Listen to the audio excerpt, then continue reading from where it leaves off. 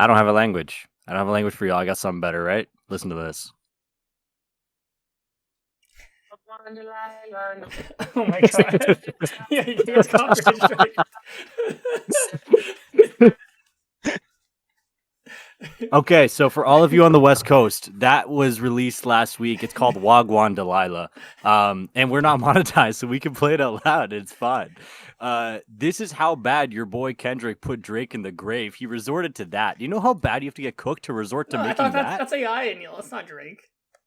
No, it's real, dude. No, bro. I think he posted a story. There's no way he actually hopped on that track. Hey, I don't know, man. You know how bad you got to get cooked to hop on something like that? I think it's great. I actually love that song, bro. It's so funny. Like if you're like it? No, like I'm never bumping that on a playlist. But when I heard that, I'm like, this is the funniest thing I've ever heard. Like if you're from Toronto, like it actually is like hilarious. Like if you understand what the lyrics mean. If you don't know what they mean, like it legitimately probably sounds like the worst song you've ever heard in your life. Like I know what all the lyrics mean, and I think it is the worst song I've ever heard in my life. Hilarious. If you haven't heard it, and I know a lot of our viewers probably haven't heard it, please go and listen to it. We're going to link it below. Go listen to the full thing. It is absolutely awful. Kendrick cooked this boy. He is in a coffin. He's dead. He's gone. Okay. Anyways, you might notice I have two hats on my head. I don't have a real reason for this. They just came in a twin pack from Walmart. So we got two, and like New Orleans is like the place of good food and culture. And I was like, you know what? Like if I can get PB&J on my forehead, like I'm gonna get that. You may have noticed by this point that we have a third man that's either beside us or under us. I don't know what Kieran's configuration is. Well, you'll find out. Is he under us? What up? Well, he is under us, but I could move him when I edit this, bro. He could be wherever. Yeah, that's crazy, bro. This guy's I'm gonna good throw me under, for a loop. good. That was... edit that out, thanks. Naraine, welcome to the podcast, bro. It's been a minute since we've been trying to get you on the podcast. We're waiting for a big coming out party. This was just that. This is the Raging Bolt Master. Why don't you give yourself a little bit of an intro here? Hey, how's it going, guys? I'm Shashi. Played Raging Bolt in NAIC. I got top 32. Beast. All I do is I play bot decks, and that's all I can do. And I get good results with the bot decks, and bad results with the good decks. You know. Nice. Hey, whatever works. Bro, true. We don't argue with results here. We're a results-oriented podcast. Exactly. Actually, Neil, before we keep going, I have a gift that one of our viewers gave to me to give to you. So when I see you next, I'll give it to you in person. So shout out Mo, huge fan of Shift Gear, just the homie. Oh, Mo did tell me that something was happening. Yeah, actually, he got Rafal to bring okay. it, and I went and picked it from Rafal. So Neil, I might regret giving you this. This might increase how much I have to edit our podcast, but he gave me the little book of foreign swear words to give to you. Yo, this podcast is so cooked, bro. This podcast is over. It's only available on Patreon now, rated R, bro.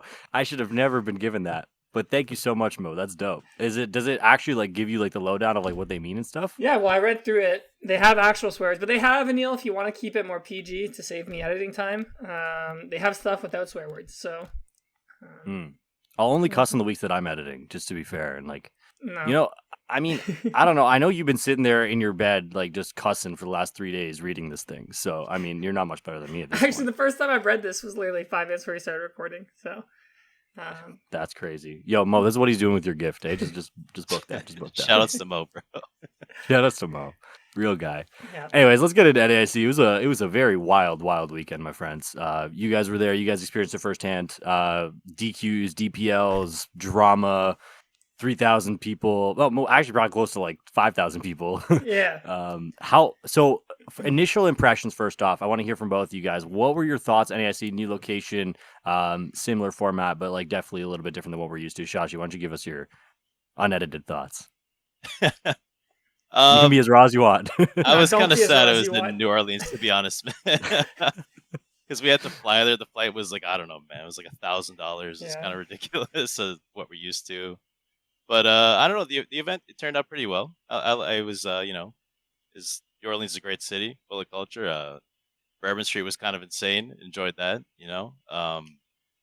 The event could have been run a little bit better. It was a little slow, in my opinion, but, I can't really complain, Yeah. It's fine. Yeah, I'd say I preferred New Orleans to going to Columbus or Indianapolis. I mean, the bar was like on the floor, so like it wasn't hard to clear. True. But I think New Orleans is just like a bad city for like anyone not from America. Like it's like kind of frustrating to me that like literally like I guess because I go on Twitter, it's just like everyone's so like American focused. They're like, oh, New Orleans is great. It's like if you're not from America, like it's super annoying to fly there because it's not an international airport. So like even from Toronto, you have to connect. I'm sure people coming from Europe, people coming from South America, like you can't fly direct, so it's just really expensive. It was also crazy hot and humid. Because I mean, like it makes sense. We're in like a swamp, like in the south, so like you can't go outside for more than a few minutes without just getting sticky. The food was really good. I loved it. So Zion's eating good down there. Bourbon Street was cool. You better be. Look at the way that boy's built. You know he's eating good. Like I think it's a unique American city. I really liked it. The architecture's cool. At night, like it definitely has soul. Like it's not like dead like a lot of cities, which is cool. I'm just disappointed that we're going back again next year because like we were just there.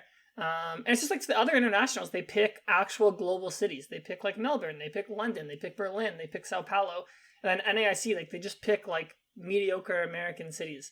Like my apologies if you're from any of these cities in America, by the way. Like it's just I was gonna say this is mediocre city's crazy. It's just like it's brutal, just, man. It's just like there's like also it's like from talking to people who weren't like 21, like there wasn't much to do besides like go out. I just think I'm just like coming from the mindset of like I'm biased, obviously. Like we've never had it in Toronto or like Vancouver or Montreal. Like I don't think it's fair that Canada's never got to have it. And it's just like when you compare it to the other international cities, like it's very glaring that like NAIC is always in like a city that's a tier below like the other cities that internationals are normally in. So I made that sound really bad, but New Orleans was fine. Like I had a good time. Just Are you sure? would prefer a different place. Are you sure, dude? This boy's hurt, man. You're going to sleep like having nightmares about New Orleans, man? I couldn't have been that bad. No, New Orleans is fine, bro. But I'm just saying it could be better. Like, okay, you know? give us a suggestion of where NAIC should be. Like, if we're gonna stick with America, like I'll pick like Chicago or something. Like it's easy to fly to. Chicago. Yeah, Chicago's a great city. Why would you not go in Chicago?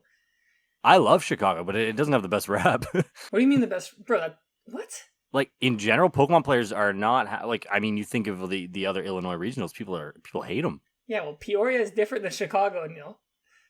Sure, of course. Okay. But like the accessibility of Peoria is obviously a little bit different. But in general, Chicago doesn't have the best rap in terms of things to do, stuff like that What that you might are you value. talking Though, about, bro? Chicago's like a massive. you gonna go to the city. Bean? Sure, bro. I'll go to the Bean. I think Chicago would be a good city. Like, All right, what else? What else? Give me another one. Like, I don't like this city, but I think Boston would be a good city. It's easy to travel to. Like decent stuff to do. It's on the East Coast. I think LA is fine for NAIC. I know we have regionals there. That's what I was gonna say. I think LA is fine if you want to throw on the West Coast. Where else can we throw I'm it? down for LA. I'm down for even like Atlanta because their airport's really easy to fly to. That's fine with me. You need to go somewhere with a bad NBA team because, bro, if they're in the finals at the same time NAIC, Yeah, good true. luck, bro. We were in Boston this year, cooked. The whole thing is cooked. Yeah, I think just the other thing too is I like variety. Like I just think it's like kind of lame to go to the same place. Like even like I like London as a city, but like I hope next year AUSC is not London. Or like that's why like I was disappointed when like Worlds is in San Francisco again. I'm like, well, we've already had it there. Let's go. They used to somewhere have new. UIC where in Berlin. Frankfurt, I think. Berlin. Oh, Berlin. Berlin's a great city. I love Berlin. Yeah. I'd rather they pick somewhere new, but if it's in Berlin again, I like Berlin. So, but the event enough. itself, like the convention center, was like fine. They had like a marching band. This is before round one. Oh yeah, That part was Bro, good. that took forever. So yeah, it did. It like literally round one started like half an hour late, but no, it was good. Awesome. Okay. Well, we're going back next year whether we like it or not. So it is what it is. I mean, I'll be there. We're gonna firm it. I'll see you there as well. That's what I said last year, and we all know how that ended up. So hopefully I'll be there too. So let's take it through. Let's kind of go through recap the weekend a little bit. So there was a lot of drama. Maybe we should start with that. I think that's the juicy part of the weekend. Okay. So, I assume you boys have had a chance to review the tape of these DQs in question. Yep. And so one of them.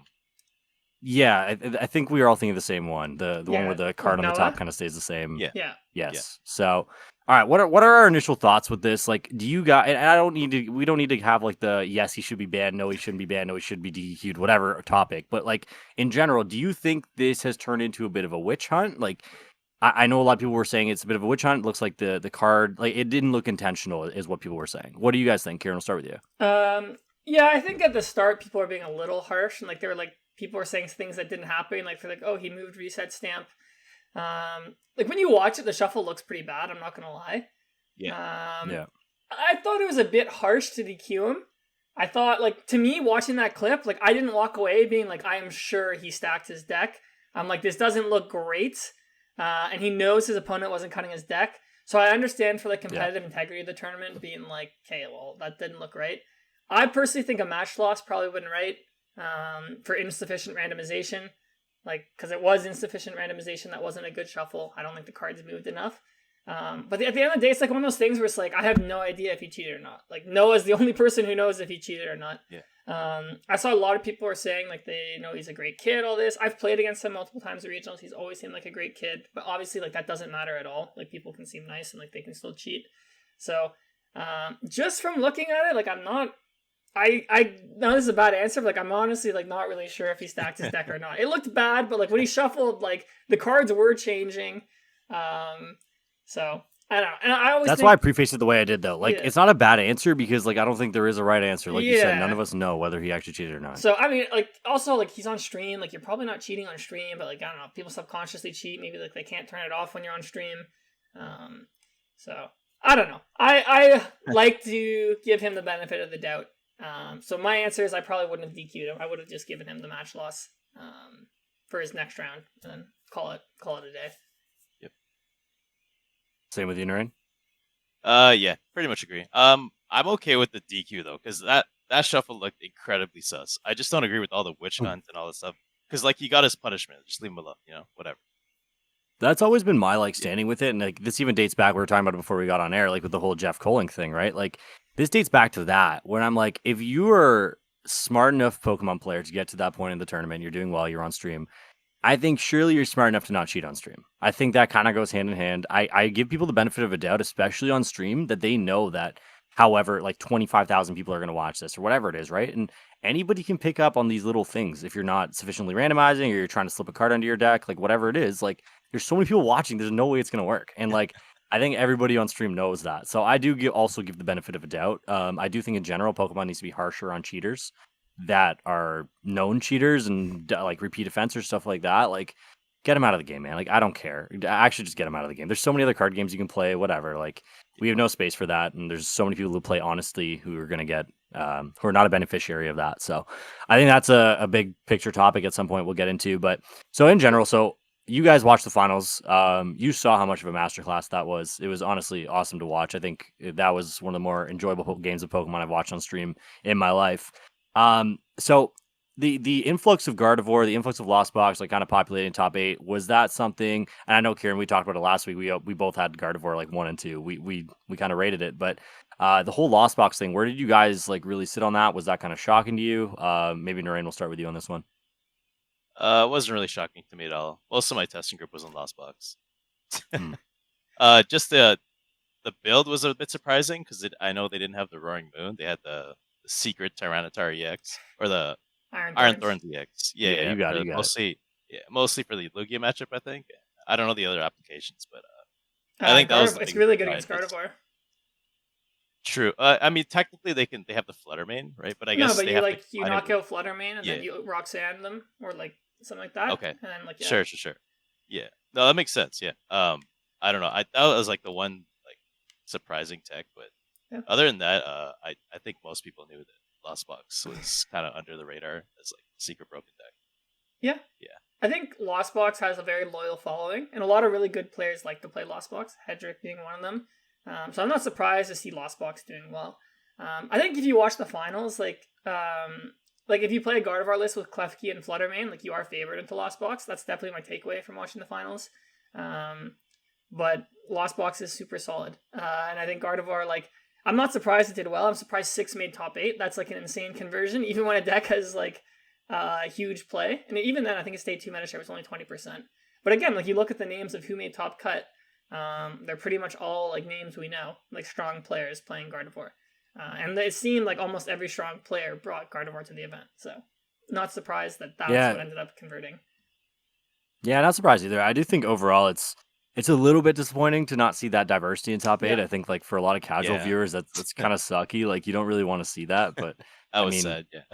Yeah, it's kind of sad. Like, if you're like Naraine, you like the Ogerpon, that's a nightmare, dude. That topic is the worst thing he's ever seen. So Bro, I we was can getting destroyed, man. All those Gardevoirs everywhere. Help. getting ripped, eh? Yeah, like I Yep. think so. Yeah, that's my thoughts as well. Like I just think that I wish there's a little bit more diversity, but we're not surprised to see those decks up there. If is there anything else you want to cover from NAIC, Karen, or can we kind of jump into Raging Bolt? Oh, there's tons of stuff. Like we had another DQ. We had the double prize penalty in top 4. I think like Lugia kind of flopped, stuff like that. So tons of things I think we can cover. Sure, we can. Sure. Yeah. What do you want to start with? I'm not too familiar with the other DQ. If you guys want to. Oh, like it was in the seniors. Like Gabriel Fernandez, he won Worlds. Oh, and he won the first right. 2 ICs. He got DQ'd for apparently like stacking. He said in his tweet that like the judges say he like shuffled to like a reset stamp. He claims he was playing against Snorlax, so it didn't matter. Yeah. I mean, like technically you can put it to the top if you're expecting to get Misfortune, cut? because that's like a card you don't care if it gets milled, right? Yeah. I don't know. Mm. But from what I've heard, it seems like it was a kind of a, nonsense. Yeah, then he said he got like a game loss or something for that, and then he said the judge said he was looking at his deck while shuffling, and then he got DQ'd. Lovely. Yeah, but I heard he had game on board already. Even though he was looking. I mean, like again, it's one of those things where it's like if we take that at face value, like yeah, that seems a bit ridiculous. But there's one thing I hate about Pokemon. It's like they don't comment on any of this stuff. Like in Magic, for example, if someone gets DQ'd, they literally say exactly why. In Pokemon, like judges aren't allowed to publicly comment on this stuff. I mean, he's also a senior, so like obviously like they can't because he's a minor. But, like when for example in Noah's case, like I think it's completely reasonable for like Pokemon to be like, hey, he got DQ'd from the tournament. This is why. Or someone gets banned. Like this is why. Because then what you have is cases like this where like you hear one side of the story and like when you read it, you're like, yeah, this seems like absolutely ridiculous. But we don't know 100%. Because if what Gabriel wrote is true, I agree. That does seem ridiculous. There does seem to be like a trend of like really weird disqualifications at ICs in the seniors division. I swear I talk to like seniors and like LAIC every year. It seems like someone else is getting DQ'd there every year as well. So, yeah, I don't know. I thought it was just strange. And like, I guess disappointing that one of the best, I guess, young players in the game didn't get a chance to go for like a triple crown this year. But again, he finished first anyways in the seniors points. It doesn't. I mean, like it does matter. It obviously sucks for monetary reasons. Sucks for his legacy. Like people are gonna remember this about him. Like that's the part that really sucks. Exactly right. So, yeah, I feel bad. It is what it is. If what he wrote is true. So yeah. The one thing I'd like to add to the whole that whole thing is that like it takes multiple infractions to get to that point. So like I do give people I almost always give people the benefit of doubt, and I'm also giving him the benefit of a doubt. But I'm just saying like sometimes it's not a coincidence that these things happen to some people because like it does take a few infractions. Like normally you're gonna get a warning, you get a DPL, whatever, and then it escalates a little bit more. So I think as much as like we take these things as like one situation face value kind of things, like often there are more like of like backstory to it. So I think there's like, and obviously we're not going to get that backstory. Yeah, so exactly. There's, it's also not our job to decide. So thankfully we're not there policing it. So I do feel bad for judges. Sometimes they got to go through a lot of stuff. Yeah. Okay, cool. Yeah, I guess. Sorry, go ahead. Last controversy, I guess we want to talk about. Did you guys watch the slow play DPL they gave in top 4 that basically cost Keito the match, or no? I did. I watched a little bit of it, yeah. And what were your thoughts on that one? I don't know, man.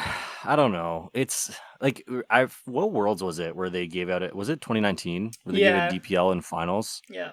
I think it's so like I understand there is a strict rule behind it, like hey, 15 seconds per action, things like that. But I think it often is really judgmental and really conditional when it is penalized and when it's not. And I know some people have certain like issues with like the way Tord plays and the way other people play to kind of manipulate the clock or use it to their advantage. But I do think sometimes it's part of the game and sometimes it needs to be penalized. I don't really want to draw the line because I'm not there watching him every round. I don't really know how he's playing, but yeah, it definitely caught my interest to say the least.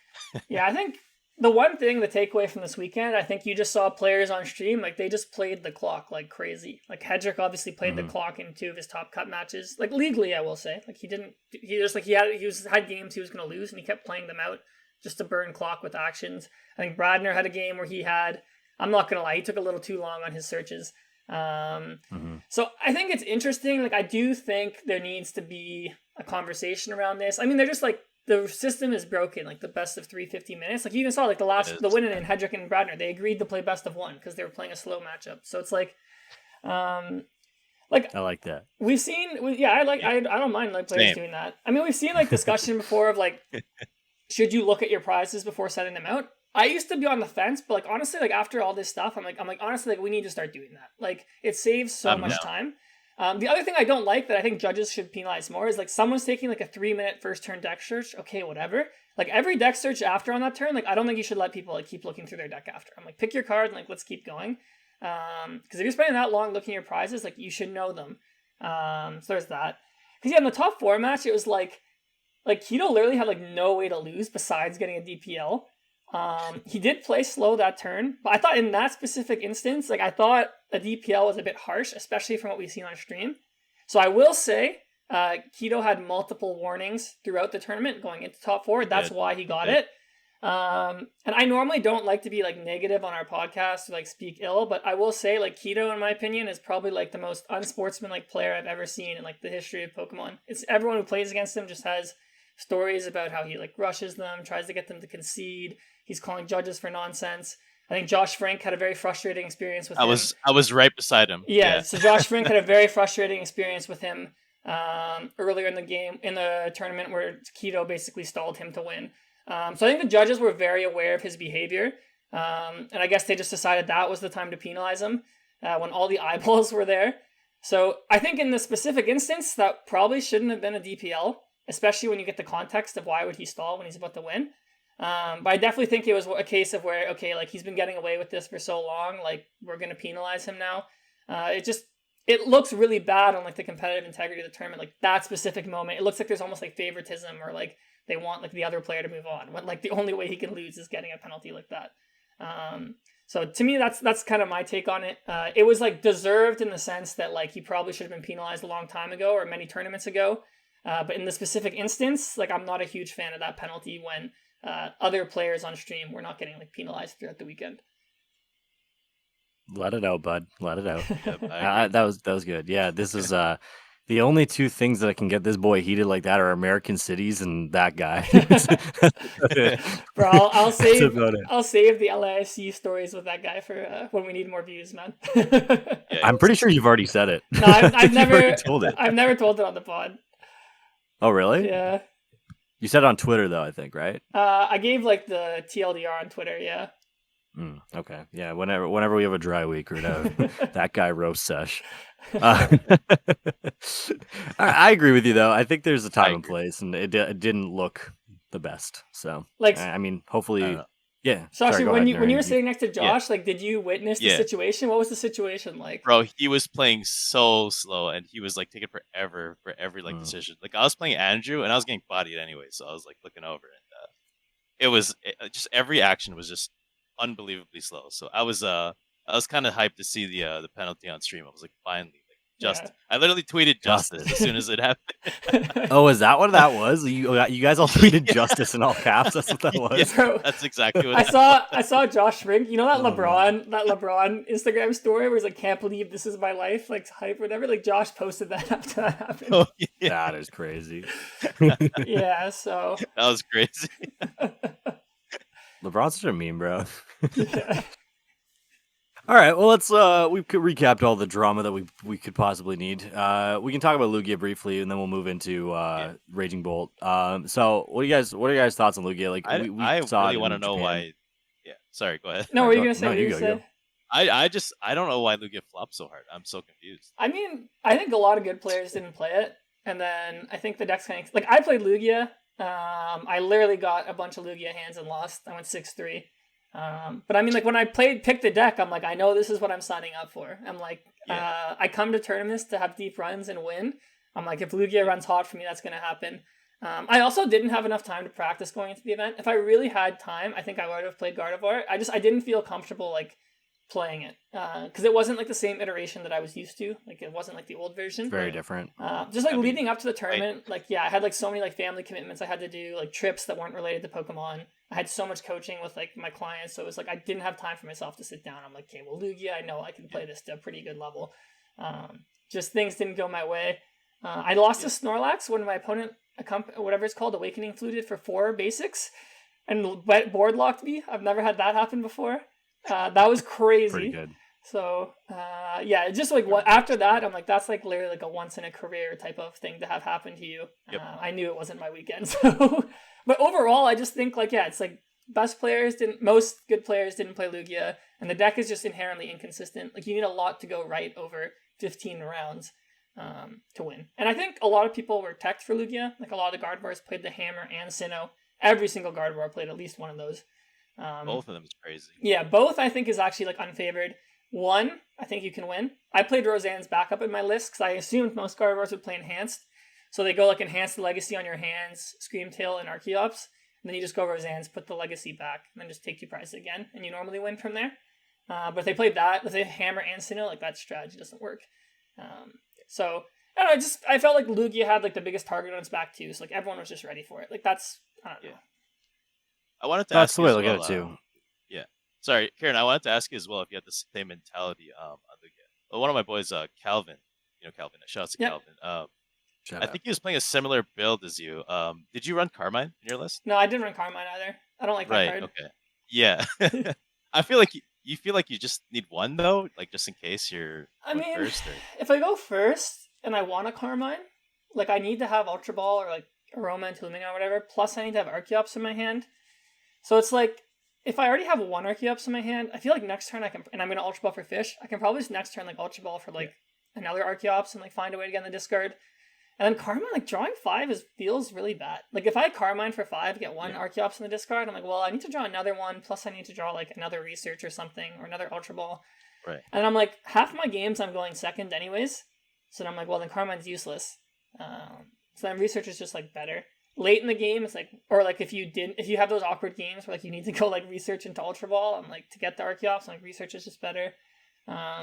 Like I'm not 100% dead set not playing Carmine is right. I just personally preferred playing 4 Research. Were you choosing first or second? Blind, I was choosing second. Just okay. I think there's like, that's what I wanted to get at. Yeah, because I think there's a lot of matchups, like especially like Raging Bolt, where I was like, I want to go second here because I really need turn 2 double chops. But then like once you know what your opponent is playing, then like you can decide. I just think that there were so many aggro decks in the format that I was like second's just safer. Against the like setup decks like Gardevoir, like even if you go second, like you're gonna take 2 prizes first. So I'm like I can still go second. It's not a big deal. Yeah, I think a lot of people made that mistake. Everyone was choosing first with Lugia, but I feel like second was the way to go blind. Yeah, I think a lot of people didn't know about that. Yeah, because against like Raging Bolt, for example, we can talk about this after. Is like Lugia, you literally just have to like go 2-2-2, and like if your opponent ever has to knock out a Cinccino or something with a Legacy, you just win. So it's like going first doesn't really help you at all. Like unless you open Minccino, because then so I don't know. Going second just made more sense to me.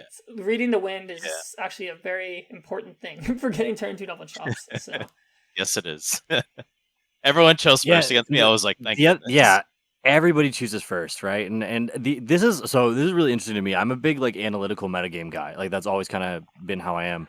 And like looking back on it, so you look at past ICs and the best deck or what was perceived as the best deck was typically hands down the best deck. Like you knew for sure that was the best deck. And we had this conversation last week where we said, hey, we don't really know what the best deck is. Like there's a lot of different things. Like the best deck could really be anything.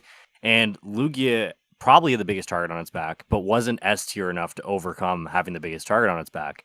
And I think that's actually really interesting. Like you go into like future ICs, future regionals, that's something to consider that like the dynamics of the whole thing, like unless you have a true S tier, playing the S tier like perceived deck isn't always the best idea. So we've seen decks like Palkia, you've seen decks like Lugia in its prime, like Charizard, like it doesn't matter how much you counter it, it will still win the tournament. This was not one of those metas. So always interesting looking back and looking back like that. I think retroactively now we can say it was one of those metas. I think Gardevoir clearly showed like it's the S tier by itself deck, especially with the good pilots. I think going into the tournament, like everyone knew Gardevoir was really good. Like I listened to some like the podcast, like besides ours, and like all the players like, oh, I think Gardevoir is the best. I'm probably gonna play Gardevoir. I also think like Lugia is like an inherently inconsistent deck, so even if it's the best, it's actually kind of hard for it to like dominate, like how we saw like old Lugia or like Gardevoir or like Charizard or whatever. So I think that for sure.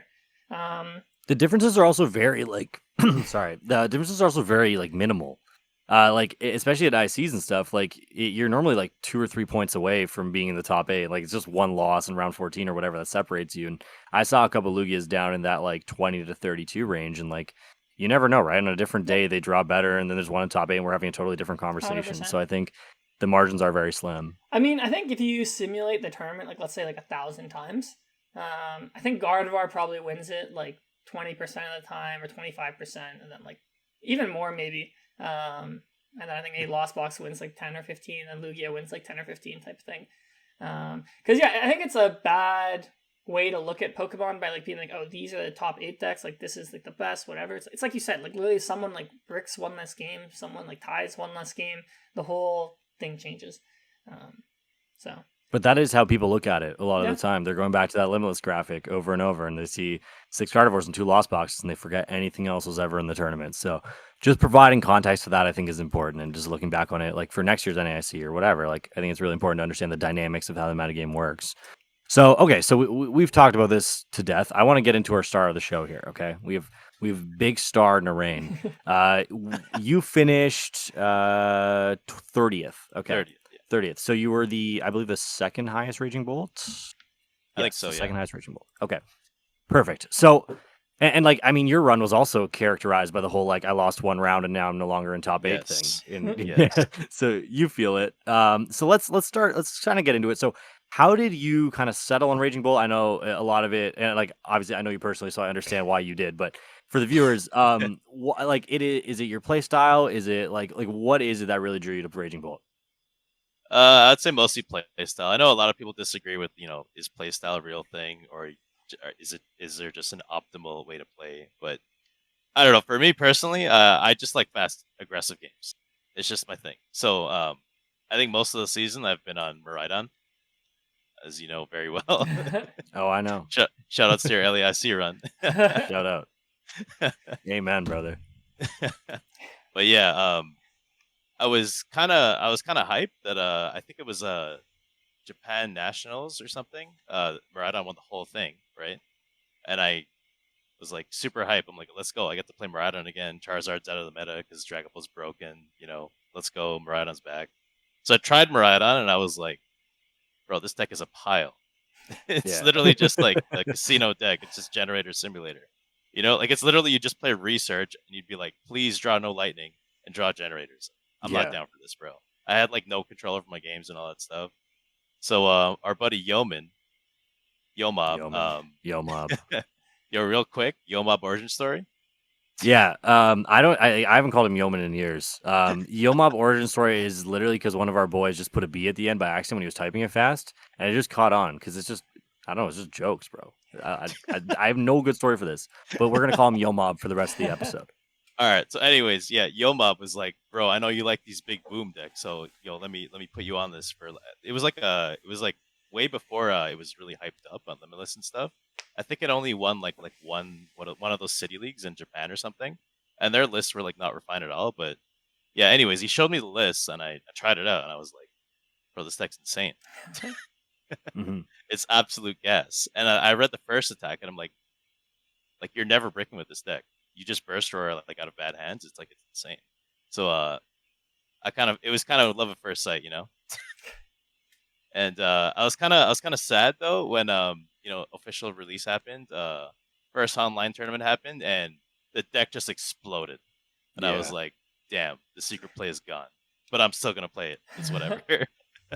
That was something we were talking about too. Like, it felt like it did peak a little early. I think I still think to this day that if it came, like the boom of it came out a week later, I think like you'd see some in top 8, you'd see a lot more of the top tables because people just wouldn't be ready for it. And like the raw power it has is absolutely nuts. So turn 1 280 is just unheard of. Kind of scary. Kind of scary. Yeah, I mean, let's talk about your list too, because I think your list was very different than what we've been seeing. A little bit, yeah. I remember the day before the tournament, I was like, something. What are like? I literally told you, I'm like, why are you playing half these? Yeah, cards? can we out this boy real quick? Yeah, yo, Kieran. out me. Kieran messages me. And he goes, "Yo, Shashi's list is ass." and I'm like, bro, I don't even know what this guy's list at the time. Yeah, well, he also said my list was ass in LA before we started the tournament. Because you objectively knew yours was. Yeah, sure, whatever you say, bud. Your conversion rate is 0 for 2 right now. But anyway, so this boy was not approving of Shashi's list.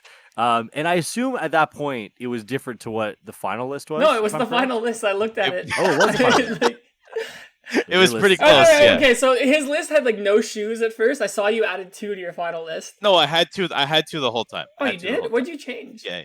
Because I think my Nothing, gripes with it were like you weren't playing Sandy Shocks, which I'm like, this card is like so important as a 1 prize attacker. I disagree. But okay, we'll get into that. That's good. I'm glad you get into that. I like it. You didn't play Pokestop, which I didn't really like. Okay. And then fine. Yeah. What else? Oh, you had Mew, which I was like, that's fine, but like I don't know. I just find my hand's always massive with that deck, so I'm like, oh, I didn't. Yeah. So okay, I don't want to lose to like a single Iono, but yeah. Fair enough. Yeah. Okay, so wait, let's start on the Flutter Mane over the Sandy Shock. So give me the rationale for that, and like if you could go back, would you change it? Yes or no?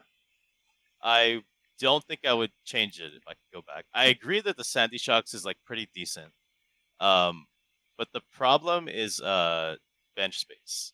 Okay. So would you agree that you pretty much need 2 Raging Bolts and 2 Ogerpons? Like, that's like yeah, more or less. Like you can get away with 1 Ogerpon some games, but like you always. But it's not as good. It's not as good. I agree. Good, right? Yeah. So like it's a broken deck with the 2/2, right? So that leaves 2 bench bases. So I would say, and I'm just making this number up. I would say I use Squawkabilly about like 75% of my games. So that's another bench space. So you have 1 more bench space. And if you want to draw cards, you either need Greninja or Mew. So where's the bench space for the Sandy Shocks, right? Yeah, that's fair. I think for me, it's more so like Sandy Shocks is just like a good early game attacker against decks that evolve. Because like you force your opponent to like knock out a 1 prizer when you don't have 1 prize attackers. Like otherwise, like you're just like serving up a 2/2 map like on a silver platter for your opponents. That's why I personally like that. And against Lugia, you can knock out the Chinchinos with the Sandy Shocks. It is good against Lugia. It is good against Lugia. I agree with that. But it's mostly just like optimizing bench space. I just don't want to start it, put it down, all that stuff. That's fair. Yeah, because I find when I play, like, sometimes what I'll do is I'll just, like, instead of having 2 Raging Bolts, I just have Bolt and Sandy Shocks, and then, like, when I want to attack with a new Bolt, I have to get a new one, Sawed, all that. So it does limit me a bit. Yeah, it's kind of annoying, yeah. So it was Flutter Mane mainly the pick, so you had 1, so you had a Mimikyu counter, and 2, so, like, it's just better against, like, Lost Zone decks? Was that the rationale? That's exactly it, yeah. Okay. Like, do you find against Lost Zone decks, like, it works when you go second? Because, like, you feel like you have to go first to get into the active turn 1, right? When I go second, I just put it into the active anyways. You just start with it in your hand? No. Like, okay, that's the broken strat. That's the broken strat. You start with it, and they can't play the game, right? And you don't put anything down, right? And you only start to do things when they have like 3 in the Lost Zone, because then they can go Vacuum Colorus and knock you out or something. But when they have like 2 in the Lost Zone, I'm chilling on that 1 Flutter Mane. But I think the stat was like that only happens like 14% of your games to start raw Flutter Mane. Yeah, it's 1 in 8. Okay. Yeah. Sounds about right. Yeah, based on the amount of bases you play. But yeah. Even if I didn't start it going second, I found it was better just to retreat into the Flutter Mane and just attach to it and pass. Okay. Were you not worried though that like most Lost Zone decks would play like an Iron Bundle? Yeah. So they would bundle, but then I would just put it back into the active next turn and just swing with it.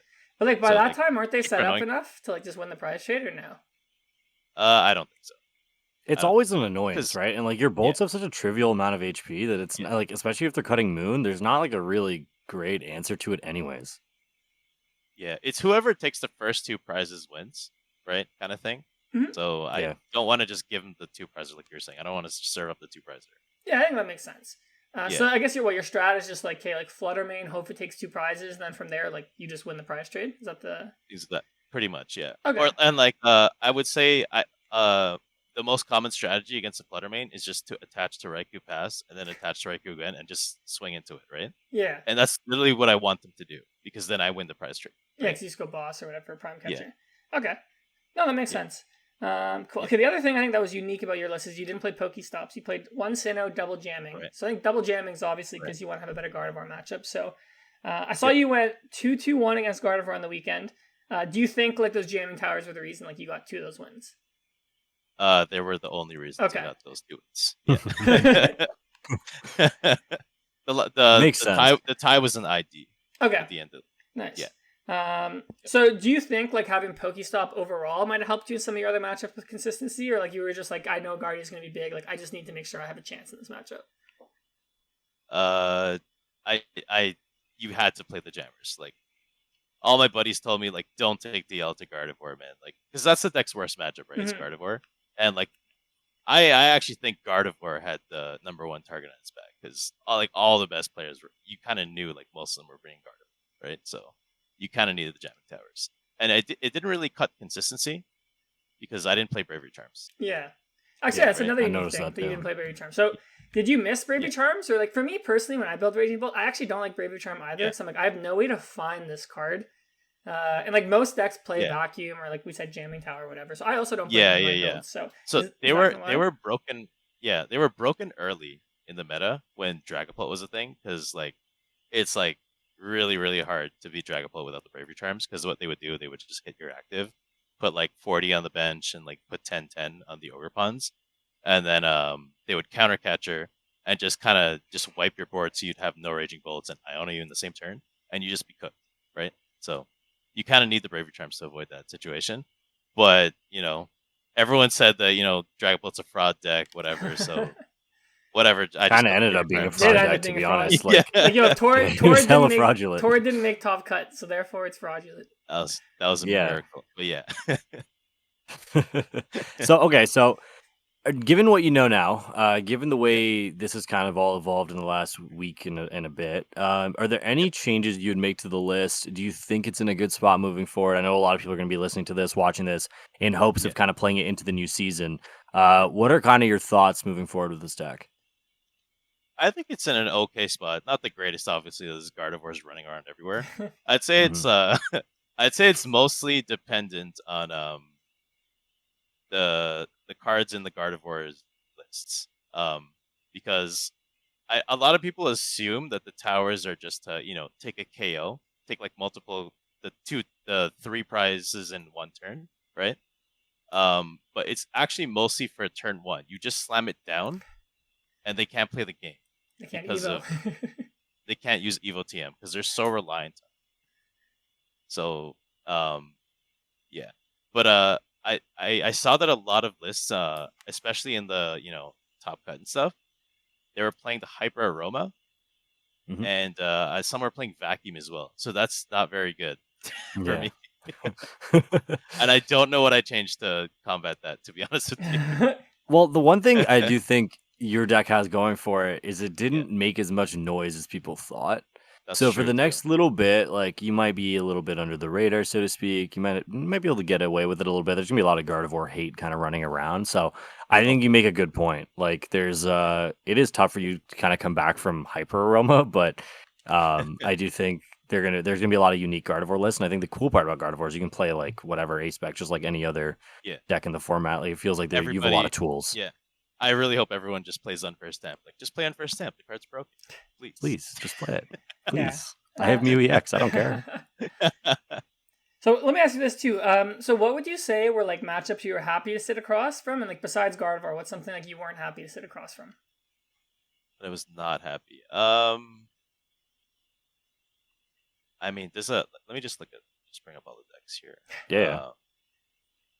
Well, the beauty of your deck too is you're like a beatdown deck, right? So you can kind of beat anything. I mean, it was pretty much just Gardevoir, man. I mean, Lugia. There's probably Lugia as well. Lugia is extremely scary.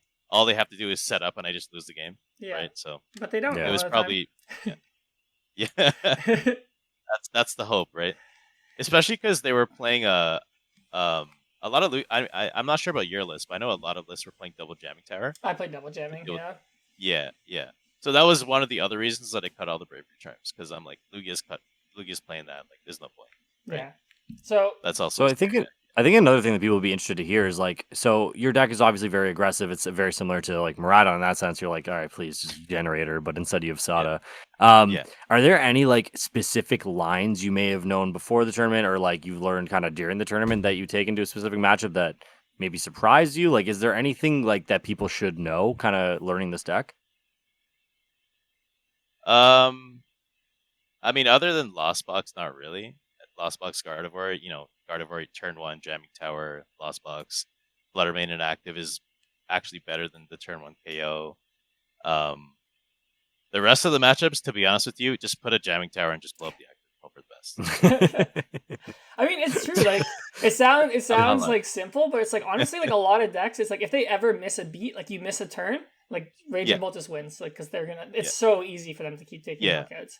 Yeah, it's the same mentality. Like when we were playing Arceus too, right? It's the same thing, man. Like we're so good at just beating down bad starts, and sometimes and I remember, you were mentioning too in the group chat that you just had a lot of like cheese wins too, right? Yep. Were you just like, I mean, a lot of people just kind of like just went, all right, here's a Lugia inactive. All right, if you can KO it, you win. If you don't, I win. And I'm like, all right, I got it. Bro. That was so much of day one, man. I'm not gonna lie to you. Dude, everyone's sitting there right now watching this. Like, this deck seems so attractive. I don't gotta use my brain. I'm just blowing everything up. Yeah, I gotta sell my Ogerpons now, big dog, before this blows up.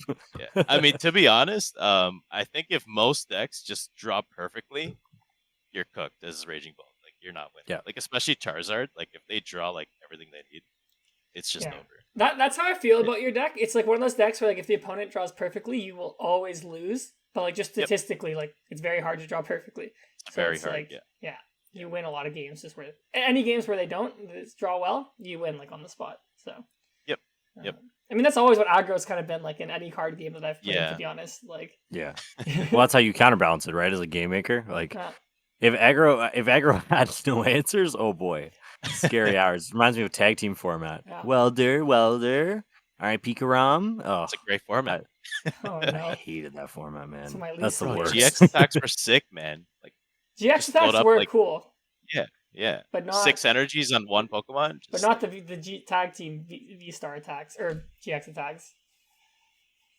They were just so broken. Like it felt like I mean, like that would be really a format to have now in terms of like best of 350 when you have 50 round or 15 rounds, dude. Right? You'd be done in like 30 minutes every round. No lunch break needed. Tournaments are done in like 7 hours. I mean, living our best life. 30 minutes is more than I needed for most of my rounds, bro. I mean, interesting. Okay, so sorry, Karen, do you have a question? I was going to ask a question. I was going to say, like, after we saw all these ties this weekend, like, are you guys maybe more in favor of trying out a system of best of 1 at majors next year, or do you guys think it's like just better to keep best of 3?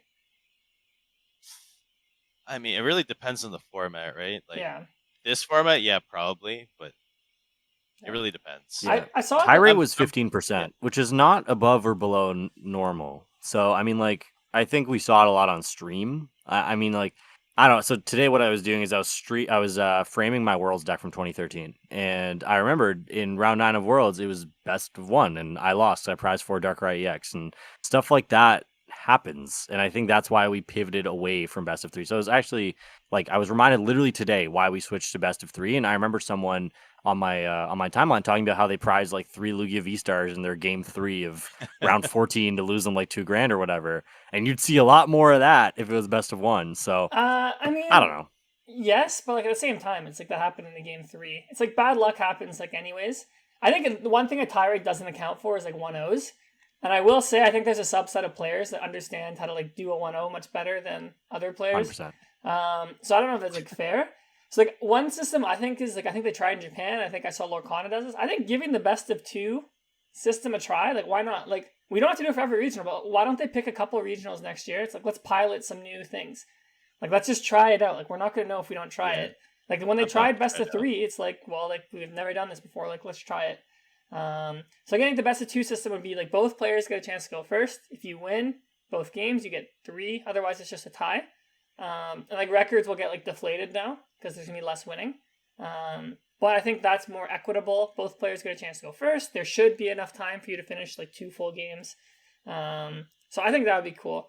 And then I think another thing I wanted to ask you guys too is like, would you guys be in favor of top cut matches at internationals and worlds specifically being either untimed or have it increased like 90 minutes or something, or 2 hours or something like that? Because I think we saw a lot of great matches basically end on the clock. Like I think the finals was a great match, and like unfortunately like it went to time. Last year Worlds finals like went to time. It just seems like a lot of finals and in cut games have been going to time like this season, which to me is like when you're at this high stakes, like this prestige of this tournament, I think you want the matches to be like determined by the cards being played, not by the clock. Yeah. I think you open a bit of a can of worms if you untime it. Like, yeah, I don't know. It's kind of like I would love it too. I just feel like it's kind of, I don't know. There's a lot of thinking that has to go into a decision like that. I do agree with you though. I do wish they'd like beta test more things. Like, who cares? Like we literally played expanded for like 3 years, and that was awful. Like, and so like I don't know. Like, why not try it out at some of these like random regionals and tell people ahead of time. Tell people, hey, whatever. Pittsburgh regionals this year is going to be best of 2. In regards to best of 2, though, I don't know if that would work as well in Pokemon as it does in Lorcana, because there is such a distinct advantage to going first or second that I feel like the sway in like win percentage can be up to like 10-15% just from having your preference of going first or second. So I think you'd actually end up with a lot of ties. But wouldn't you argue that's better? Like, I don't know if I would. Like, let's say, like, let's pick a matchup like Chen Pao Mirror, for example, where it's like literally whoever goes first wins. So like when I sit down and I know I'm playing Chen Pao Mirror, like I'm literally flipping for the match. Or when I play Chen Pao against Lost Box, I am flipping for the match. I'm like, so it's like it feels kind of in that bad. situation. Like, I absolutely agree that a tie is better. Absolutely. I just think like if you're going into a different matchup where it's like not as like legit like a 10% swing maybe, I think you want to determine a winner. And I see this argument a lot in like soccer too, where people just hate ties. They used to have ties in hockey. People hated them. They just took them out because you feel like, oh, I played well enough to win. Okay, well, give me a chance to win. At least let me play the game 3. And I think that's kind of the format we have now. Like if you have time, if you play fast enough, you are rewarded with a game 3, which I think is okay. Yeah, I don't know. I just personally think it'd be like cool to try something new because I just think 50 minutes isn't enough. I think on the thing of like maybe not untimed finals, but it's like at these ICs and like worlds, like the finals is on its own day. So like time isn't really an issue. Like, I think that's like I get increase it. I agree. Yeah, with for that. regionals, I get it. Like there's not the venues have to get booked. Like you can't go on forever. But I think at the big tournaments, like I don't see why you can't increase it a little bit or just have all of Top Cut play on one day. So I don't know. That's kind of where my heart lies on that subject. It just feels like I think this weekend especially like showed the problems with the clock, and like it's one of those things where like it's so hard as a judge to like actually monitor that because like there's like thousands of people playing games. Like you can't have a judge sitting watching every game.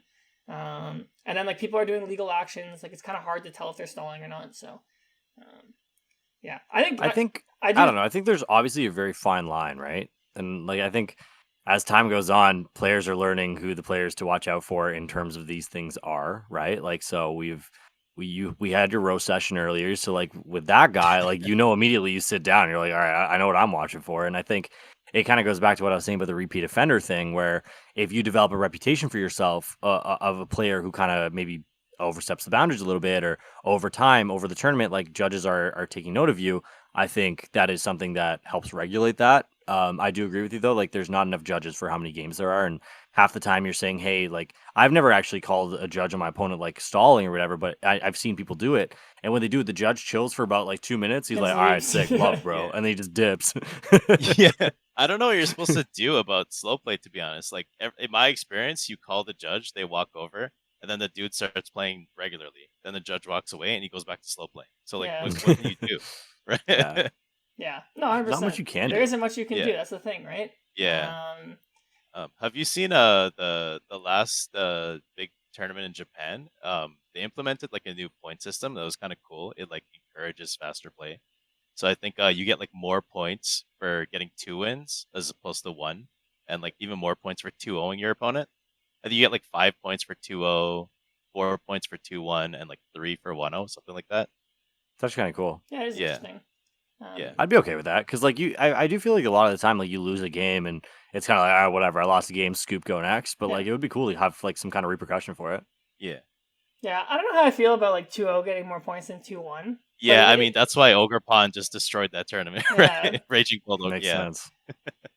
Was it same time clock, like 50 minutes? Like, do you know? I'm not sure actually. I don't know. Because like that would be interesting in like a more like untimed format, like in like a more like maybe like even if you bump it up to 60, I think it's a lot more interesting. The other thing that does is it creates a lot more separation earlier because you have different like point values. So like one of the things that Pokemon did was with HP when it climbed up, people were like, "Hey, I hate power creep," and I do too. I hate power creep, but what it does is it creates more unique like sums and more unique products of like, okay, my Charizard does 190, my Pokemon has 330. That's a lot different to like, hey, my Pokemon does 70, your Pokemon has 120. Like you can kind of see how you can use this math to kind of create more of a difference. So what that does as well is you create more of a difference early. So in essence, you could play less rounds in theory because you have some guys getting 5 points, you have some guys getting 3 points, 4 points. There's a lot more separation and differentiation early than there is here. And we play 15 rounds of 50 minutes. Maybe you could just play 13 rounds of 60 or something like that. So I think it's kind of interesting, kind of cool. Yeah, no, I agree. I do like the idea of like 2 wins gets more match points than 1. That is neat, actually. A good way to kind of like get rid of the 1-0 type thing. Or disincentivize it, I guess, is the better way to put that. Yeah, that'd be neat. Absolutely. Did you guys So, oh, no. Sorry, go ahead. I was gonna say, I guess this is kind of like not the similar thing. I was gonna say, like, did you guys see like the Worlds format that they put out this year? Like how it's gonna work? Mm-hmm. Yeah, I saw it. I Yeah. think it was I mean, I don't see what they really changed. Like the only difference is now you just don't take the tie in round 9. It's like basically what it used Well, to there be. is no round 9, I think, right? It's 8 rounds. It's the same as Exactly, last yeah. year. Yeah. So, Except your record carries over the next day now, right? So that's the big change. It's just like weird. I'm like, we have enough people to just use the regionals and IC like structure. Yeah. Like, what's the point of changing this just for Worlds? Like, just make it 9 rounds, 6-2-1 makes day 2, and let's go from there. Well, I mean, on that same topic, what this does now is it says you take a tie, you're basically it's a out loss, of it unless again, you go as it used to be. 5-0-3. Yeah. Yeah. So then, if I'm going into that, I'm like, why the hell am I playing Gardevoir? Like, I'm playing Raging Bolt, going boom, boom. I'm not going to tie. That's bro. what I'm That's saying, ridiculous. bro. See PAL for Worlds. Yeah, like that's my problem with this. It's like, okay, like, what is the harm of just adding the round 9 and saying 19 points? Like, it's what people are used to. There's no like automatic day 2s anymore. Like, you give a round 1 bye, okay, sick, whatever. Yeah. 16 people get a round 1 bye. Like, I don't care. Like, what's the point? I don't get it. Because what did they say? They're playing like we're playing 3 or 4 rounds day 2. It can be up to, I believe it's people, 5. right? I think it's 5 for the amount of people that qualified. 4 or 5, depending on the people I don't know. show up. Yeah. I don't know. This whole thing's very weird. Or round day and then 2 asymmetrical cut as well. Yeah. Asymmetrical cut is good. That's something I think I like that. I think Worlds and IC should always have asymmetrical cut. If we had time, I think regionals it would be nice to have them too. But I mean, I guess they got that right. Okay, wait here. I have it pulled up here. So it says Swiss round. So I think we have like 1,000 something people for Worlds. So if we have 1,025 plus, we're gonna play 4 rounds day 2. So like 12 Swiss rounds. 12 rounds, yeah. So it's only 4? I thought it was 5 for sure. So if you go 10 and 2, is that even guaranteed cut? Probably, I don't know, but I think so. Yeah, yeah. With 1,000 people, boys, I would say yes. Yeah, one of my boys, Adam Calamat, he was saying 921 might be the number to bubble in the top 8, or like to asymmetric. If one person bubbles in at then 921, everyone bubbles in. Then like there's gonna be like 10 plus people that have the same record. And you're gonna have like a 20 person top 8 at 921. Well, playoff, and then that's kind of sick. Actually, I'm so down for that. Yeah, it says here. Okay, so if we have less than that, we do 3 rounds day 2. That seems strange. What's the point? Like at that point, I'm not even sure if 9-2 makes cut, or it's probably like the bubbles. It's probably like the asymmetrical thing. 3 rounds day 2 is crazy. Like, just put in day 1 at that point. I don't care. Yeah, I think started at like 1 o'clock. Let us sleep in then. Yeah, exactly. You know, these boys are starting at like 7:30 a.m. to like here. Have fun, guys. Yeah, I think the last time they did something like a weird format was like 2014. We had or I was a senior, but Masters was like 500 or 600 people, and like they just did 9 rounds straight to top 8, no asymmetrical. Remember, Estrada bubbled in at 8th and then won the tournament. But I'm like, it was like one of those things where it's like we've played the whole year using this like day 2 regionals, like saying like, why not just continue that? But I mean, I guess back then it's like we didn't have enough time to do day 2 on Sunday because they just played everything out in thing. But yeah, I've always found the like 6-2 move on Worlds format really weird. Like it never really made sense to me because like if you're incentivizing the game to have ties, like then just get rid of ties. Get rid of ties at Worlds. Be like, hey, there's a tiebreaker, the same ones we use in Top Cut. Here are the tiebreakers. You all know them. You've all played the game well enough to get here. Now use them, and that's what I think it should be, because everyone's going to do that anyways. Well, because now you get to that awkward stage where, like, let's say you're like, I don't know, like 4-1-1. It's like, well, now you have to gentlemen's with your opponent. Like, you don't probably trust them or anything. And you also probably don't speak the same language, so good luck. Like, yeah, like it just creates these like awkward situations. It's slightly better now because I guess if you're 4-1-1, if you finish like 6-1-1, you get to carry that to the next day. Because in the past, like you didn't get to carry your record. But yeah, the whole thing is just a little strange. So what do you guys think about this? Yeah, no ties. Zero ties. What do you guys think about, and we've talked about this briefly, Kieran, on the pod, but what do you guys think about the sheer volume of people at Worlds this year? I know this was a hot topic today. I have a very stark opinion on this. I want to hear your guys' opinions. Like, what do you guys think? Are we at too many? Are we at not enough? Like, what is this? What are we doing here? I mean, like, I have to be careful around this subject. I don't want to start another referendum. My ideal Worlds, the way I would prefer Worlds, I think this is too many people. But, I mean, this is the structure Pokemon put out. 1,000 people reach these goals. All 1,000 people deserve to be at Worlds. I think I saw some discourse where people were saying, like, oh, like, Worlds isn't easier to qualify or anything. I'm like, that's just objectively false. Like, it was definitely harder to qualify. Like, it passed structures. But again, like, Pokemon makes the rules. Like, Pokemon decides, like, who gets to make, like, how you make Worlds. And, like, the people who, like, put in the work and time, like, made Worlds. I mean, we've already discussed this ad nauseum, but, like, basically my thoughts are, like, right now, the way Pokemon's structured, it heavily favors people with time and money. If you can grind 6 regionals in the IC and you can afford to do that, like, you can get into Worlds with just, like, I guess, like, decent placements. So, like, my ideal world is, like, let's lower the best finish limits of regionals to 3. Let's lower the best finish limit ICs to 1 or 2. Let's lower even local best finish limits. Let's lower them a little bit. Obviously adjust the point bar accordingly, but that way, like, you're forcing people, like, not forcing people to go to, like, 6-7 regionals and all the ICs. People can go to, like, 3 regionals and, like, 1 IC, and if they perform well, they can make Worlds. So I don't know, I personally just think it's, like, the most prestigious tournament, and I think when, like, that many people are there, like, it kind of, like, loses that exclusivity feel a little bit. I agree. Yeah.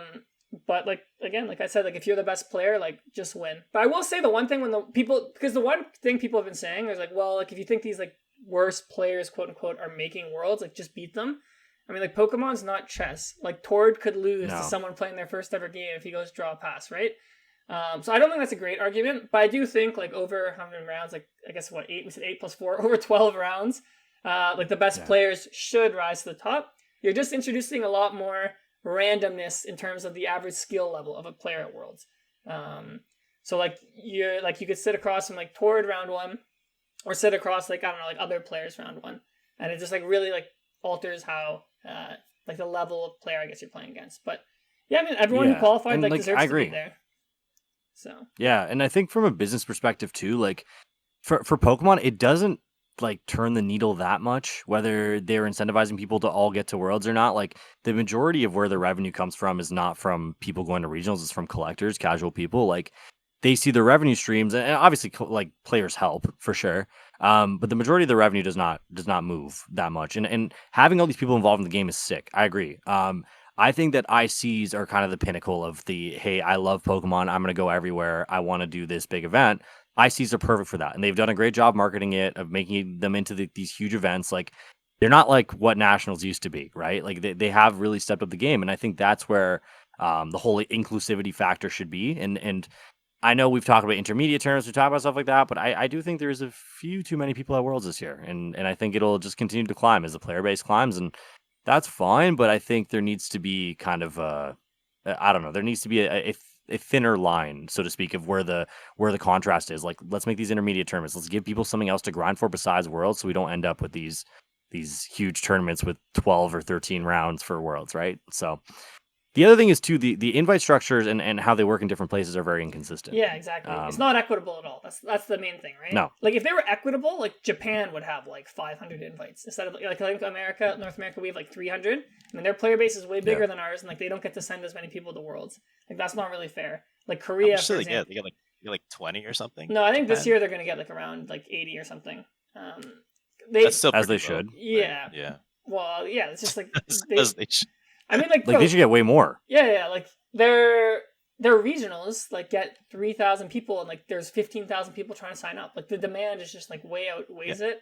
The way they do it is you can either get top 16 at their nationals, which is really hard. Like that's basically if you top 16 at NAIC, you get your invite, or like it's like you have to be top. I forget how many spots there are this year. It's top X in like their circuit of playing like these like local-ish tournaments, and you can only play a certain amount of them, since like everyone wants to play them. So, yeah. I mean, like it's one of those things. I mean, it changes, right? Yeah. It depends on where you're at. It depends on like what you're doing. Like someone tweeted today, and I found this really interesting. I forget who it was who tweeted it, so remind me if you guys know. But someone tweeted like it was something like 29 out of the 30 players who qualified in Canada were from the GTA, like from within an hour drive of Toronto. And what that tells me is not that it is a concentrated high skill player. It is, we know it is, but what that tells me is it's an accessibility thing. Yeah. You have access to 50 million League Cups per quarter. You have a way easier time grinding it out than somebody who lives in Saskatoon who has 2 local stores. Like, and I think we've had this conversation. It is inequitable depending on where you live. It is absolutely inequitable, and I do feel bad for the people who live in the middle of nowhere who can't compete to the same level. But that's what this game is now, right? Like you said, it is money, it is time, it is ability to travel, it's things like that. And there's huge discourse right now about people saying this game is too pay to win. Why is Buddy, who's spamming top 512s, qualifying for Worlds when he's never gone past that, right? Like. And there's conversations to be had on both sides, and we don't really need to get into it, but you know that's what it is. And in the comments, let us know, what do you guys think? Like, should this many people be at Worlds? Is a bunch of top 256s an adequate enough accomplishment to get you to Worlds? What are the thought processes there? Because I'm interested to see what everyone thinks about that. Yeah, I think the other thing I get frustrated with is when like you put any like, especially I see this on Twitter, like you do any criticism of like the system or whatever, they're like, oh, you're just like elitist or like whatever. It's like, well, no. Yeah. It's like having each people like can have their preferred way of like what they think it should be to qualify for Worlds. At the end of the day, Pokemon just decides what they want, and we just like do that. So it's like, yeah. I mean, I do get the argument that we have more players, so like Worlds can be bigger. But I guess my like counterpoint to that would be like I think a lot of other games like they've gotten bigger and like they've kept it the same as well. So I mean, we've talked enough of this topic, but again, it's just like the Worlds is the only thing to work for. So from a business standpoint, it doesn't make sense for Pokemon to make it super hard, or else people won't try and do it. I do think like a lot of people, like I notice when I go to tournaments, like they don't care about Worlds. Like they just play because they think Pokemon's fun. So it's like, I don't know. So you just solve this problem, put in an intermediate tournament, and we will never talk about this again. Thank you. If anybody's listening to TPCI, please, I beg. Okay, so let's wrap her up. We've had some good conversations here, guys. I really appreciate you guys kind of chiming in all these different conversations. If you guys are still here listening, thank you so much. I know we're kind of all over the place today, but it's a fun one for sure. Naraine, do you have any shout outs, anything you want to kind of let off? You want to let off some steam? Like, did anyone piss you off? Like, give me something here. Nah, man, I'm good. I got nothing to say. You got shout out Comfy Hobbies? I know you got shout out Comfy Hobbies. Yeah, shout out to my sponsor, Comfy Hobbies. All the boys. Damn in right. Group chat, you know. How it is. Where can people find you? For now, you can just find me on Twitter at Reckless Guy TCG. Why is your name Reckless Guy? Tell the people. I mean, I'm just super YOLO aggressive in any game. It is what it is, bro. So and in life too. Like very, very reckless and aggressive in life. I'm not gonna tell y'all where he put his life savings, but it was very reckless and aggressive. we don't talk about that. We don't talk. It's not in his bank account. I'm gonna tell you that much. Yo, it's not in his boy's bank account. Yeah, I'm gonna get robbed, man. Yeah, I can't say it for legal reasons. But yeah, it actually does make sense. He is a very reckless guy, and you can tell if you go down his Limitless page, you'll see he's a reckless guy. It's just constant, like, I'm gonna beat you turn one, like I'm gonna just beat the hell out of you, and I'm gonna just run it down and hope for the best, bro. Damn right. So you've probably seen him content farming on Twitter, so go follow him or meta manipulating, whatever he likes to do. I love brain Kieran, decks, bro. I know you do. Kieran, you got any last words before we sign off here? No, shout out to everyone at NAIC who came up and said Wagwan, they like the shift gear or just like my content. Yeah. I think I tons of shift gear fans there, which was awesome. I guess as the season comes to a close, I just want to thank everyone for tuning in. I think Anil and I, this has grown more than we thought it would. We just kind of do this for fun. It's been awesome to get all these different people on, have such good interaction with the community. So no, it's a great season. I'm really excited to compete again next year and just keep doing the shift gear. I went from 1 hat to 2 this year. Yeah, so that's huge growth, like a bro. symbol of our growth. Huge growth. Dude, this thing has stayed on my head for like an hour and a bit. This is pretty good. Walmart $9.98 plus all applicable taxes in your region, if in case you need this. The one thing I will also say is I'll give you guys a little bit of a preview of what comes next and kind of the dead time. We are planning on doing a end of season awards video at some point, which will be a lot of fun. So we're gonna kind of go through and give players different awards, just like it's like the NBA or something. So we're looking forward to that. But as always, we're always looking for what you guys want to hear. If there's something specific we want an episode on, let us know in the comments. We're always looking, we're always responding. But above all, congratulations to everyone who made Worlds. Congratulations to everyone who accomplished their own like personal goals this year. I know there's a lot of growth all around, and like we said, Worlds is not the pinnacle. You have your own goals. It's good to take some time and reflect, and then the new season starts July 1st, man. Y'all better get ready. Yeah, we'll be back here with another episode of Shit Kick. I'm looking forward to the downtime between next season. I feel like I think everyone is. And yeah, back kind of exhausted. And then back at it hard again once July 1st starts. Cups are gonna be crazy in July, bro. Those are always the biggest cups. Yeah, see y'all in April, bro. I'm not going. Bro, I missed. Anyways, yeah. I missed top 16 because I didn't go to Cups this year, bro. So do your Cups early. That's unserious. Yeah. That is unserious. That is the pinnacle of unseriousness. This boy was too busy traveling to his favorite American cities and fighting this random Japanese guy to go play some damn locals and get his top 16. So, anyways, I'm going to leave y'all with that. We'll see you next Wednesday. Peace. Later.